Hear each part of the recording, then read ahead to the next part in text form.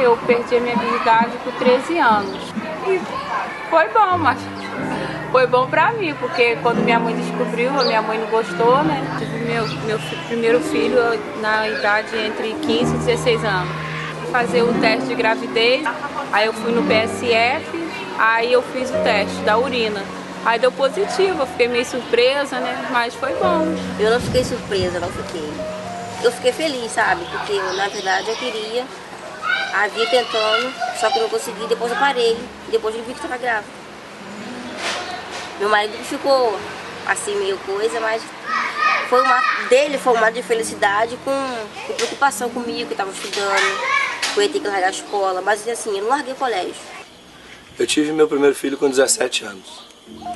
Olha, no primeiro momento eu fiquei assustado, mas foi assim, até o momento em que meus pais ficaram sabendo, e logo me tranquilizei porque eu tive apoio total da minha família. Eu engravidei com 17 anos e tive meu filho com 18 anos. Minha vida mudou completamente. Eu precisei parar de estudar e me dedicar realmente, né, à vinda dessa criança. Então mudou todos os planos e o dia a dia também. O que me assustou foi o fato de a minha única responsabilidade até então era onde que eu iria no final de semana, com quais amigos eu iria e o que nós iríamos fazer. E estudar, mais nada. Eu não tinha responsabilidade de sustentar ninguém. Logo no início, quando eu descobri que eu estava grávida, descobri na escola, através de uma professora de ciência. Aí ela falou que se atrasasse, porque a gente poderia estar grávida. Aí foi daí que eu falei, então eu tô grávida, minha tem 3 meses que não vem. Quando eu cheguei pro pai que falei, ele falou que não é meu filho, você fica com um e outro. E não era isso.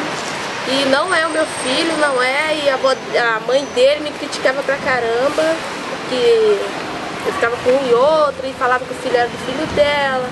Aí um monte de gente me deu conselho, tira, toma remédio, tinha 16 anos. Eu tenho uma especialidade que é médica de família. Também faço trabalho voluntário, né, num centro de apoio à família também. Então sempre visando esse cuidado, né, não só do indivíduo, mas no contexto familiar que ele está inserido. A data certa não sei, só sei que foi em outubro. Já ia completar 16 anos, tinha 15 anos. Aí eu descobri que estava grávida. Eu gostei, porque eu queria. Aí quando eu fui ver ela vai crescendo, meu filho ficava mexendo dentro. Às vezes eu chorava assim, de emoção. Minha mãe ficou falando, você tinha que comprar a casa primeiro, não sei o quê. Mano de aluguel, vai cuidar de criança. Mas ela me apoiou sim. Ela não me criticou porque eu fiquei grávida não. A família sempre foi fundamental, tive total apoio dos meus pais. Eles nunca me criticaram, me condenaram, exigiram qualquer outro tipo de atitude diferente do que realmente eu decidi, então eu sempre tive apoio deles. Nós temos os problemas sociais, por elas estarem enfrentando uma gestação. Primeiro a gente está vendo se ela está sozinha, se ela tem um parceiro, se ela tem uma renda, se elas estão comprometidas em saber como vai ficar a vida delas depois dessa gestação, como está a aceitação da família. São vários pontos que podem serem riscos para aquela gestante, né? É uma coisa nova na vida delas, muitas vezes sem estar esperando, né, que aconteça, sem ter sido planejado. Então, são todos esses itens que a gente vê que interfere nessa gestação. Eu tive meu primeiro filho com 13 anos. E não tinha muito apoio da minha mãe, nem de família nenhuma. Mas depois começaram a se acostumar com a ideia. Meu pai obrigou o pai do meu filho a ficar comigo, né? E depois a gente foi morar junto, mas do mesmo jeito não deu certo. E logo no resguardo eu peguei uma outra barriga, que foi da minha outra filha. E depois eu separei dele e continuei sozinha, porque minha mãe nunca conversou comigo sobre o negócio de gravidez, nada disso. Sempre era a colega dela que vinha me orientar, minha tia, mas minha mãe nunca me falou sobre o negócio de gravidez não. Quando eu descobri que estava grávida, Eu fiquei um choque. Depois que a ficha caiu, tinha como fazer mais nada. Minha mãe sempre me orientava. Minha mãe falava, sem preservativo, pode pegar uma doença, você pode engravidar. Ela disse pra mim, antes de eu ter relação, que eu tava namorando, comecei a namorar, ela falava bastante. Você me fala primeiro que eu vou te levar no médico. A médica vai falar se você está na hora de ter relação. Aí, mas eu fiz antes de falar com minha mãe, depois que eu fui contar pra ela. Fiz tudo errado. Eu acho que é o mesmo papel que cabe aos pais sempre. Orientar, educar, amar mais ainda. Né? Amar mais ainda, porque além do filho vai ter um neto, olha que beleza. Né? E orientar sempre, acolher, jamais deixar a entrega à própria sorte, jamais questionar. A orientação era para ter sido dada antes, não foi dada antes, agora tem que caminhar com a solução. E que existem muitas, né? Muitas a gente precisa entender que o fato de uma criança nascer de um adolescente, ou de um adulto, ou de uma família abastada, ou de uma família pobre, não indica como vai ser o caráter da pessoa, não indica o que ela vai ser na vida, né? O fato daquela gestação tá ocorrendo de uma maneira, não o que a gente entende como convencional, o que a sociedade entende como correto, não quer dizer que ela vai ser alguma coisa fracassada, não quer dizer, de jeito nenhum. Então, eu procuro mostrar, olha, você tem dois caminhos a seguir, um caminho mais fácil, com o meu apoio, e sem ter responsabilidade com o trabalho, podendo contar comigo exclusivamente, e pelo outro que você vai continuar contando comigo, porém vai ter uma responsabilidade a mais, que é um filho.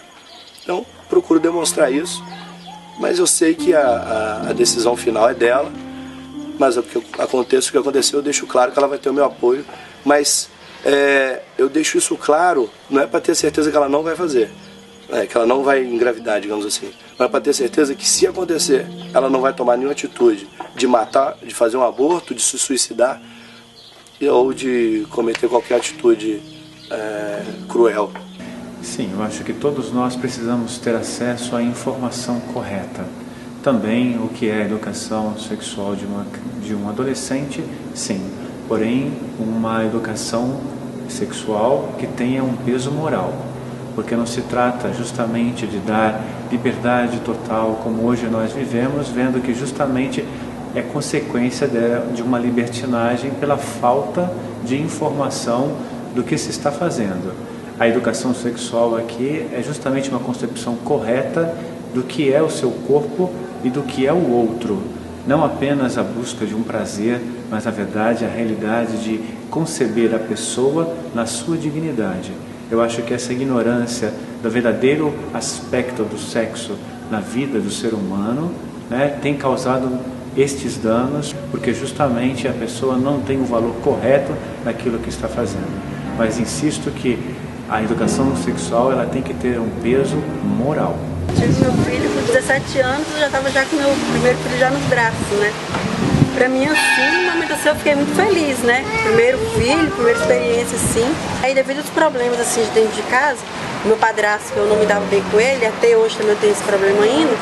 Aí eu resolvi ir pra Vitória, ficar uns tempos na casa da minha irmã. Aí lá, devido a esse tempo, né, eu conheci o pai do meu filho, que é o Rodrigo. E hoje ele já é falecido.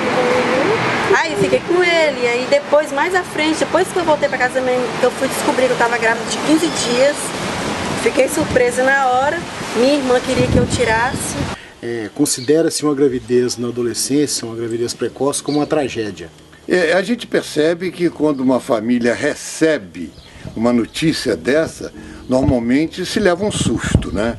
Uma criança, ela está numa idade ainda muito pouca, né? Então, inicialmente, a gente percebe que existe aquele susto, aquela gravidez não pensada, não desejada, né? Mas depois a coisa tem que ser aceita de alguma forma. Algumas famílias ainda, algumas pessoas ainda resolvem assumir essa criança com toda a dignidade, com todo o respeito e levam essa gravidez até o final. Acha que acabou o mundo, não dá para estudar, não dá mais para sair, não dá mais para trabalhar, não dá para nada. A gente logo pensa assim na cabeça, mas aí vem a situação para trabalhar, para estudar, para tudo a gente dá um jeitinho. Eu acho que você fica sem chão porque você acha que a sua vida acabou, que você vai ser responsável, né, por uma pessoa e você às vezes nem é responsável por você mesma ainda. Então tudo muda. Realmente você tem a ideia de que a sua vida acabou e que você vai estar se dedicando totalmente àquela criança. Na minha visão, essa questão do aborto, a opção pelo aborto, passa por duas vertentes. Uma, a questão do egoísmo. Essa criança vai vir e vai ocupar um espaço da minha vida. Eu vou parar de me preocupar em sair à noite com amigos, etc.